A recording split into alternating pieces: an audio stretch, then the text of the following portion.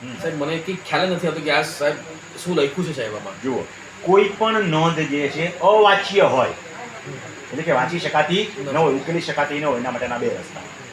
એક, કોઈ પણ નોંધની મૂળ નોંધ જે તમે પ્રિન્ટ કઢાવડાવો છો ત્યાં સ્કેન કરીને જ આછી ચડી છે, હા પણ આ ક્યાંકથી તો સ્કેન લીધી છે ને, હા એ છે એનું ઓરિજિનલ રજિસ્ટર. ઓરિજિનલ રજિસ્ટરની નકલ તમે 20 રૂપિયા ભરીને માગી શકો, તમને જ ઓરિજિનલ રજિસ્ટર બતાવવામાં આવે અને ઓરિજિનલ રજિસ્ટરની કોપી તમને મળે. પણ આ રજિસ્ટર ગયા ક્યાં?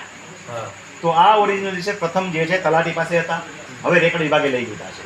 એટલે આવા રેકર્ડ્સ તમારે કાં ઈ ધારામાં હોય કાં રેકર્ડ વિભાગની હોય. પહેલા ઈ ધારામાં અરજી કરીને મામલતદારને 3 રૂપિયાની કોર્ટ ફીસ મારી લખવાનું કે હું અરજદાર, મારું નામ આ. તમારે તમારી જ માગી શકો, બીજાને ન માગી શકો. હા એટલે હું અરજદાર આ મારી પ્રતિશી ઈ ધારા મામલતદાર સાહેબ છે. વિષય હા નોંધ નંબર આટલા, નોંધ નંબર આટલા, નોંધ નંબર આટલા, અવાચ્ય હોવાથી હા નવી નોંધ અવાચ્ય હોવાથી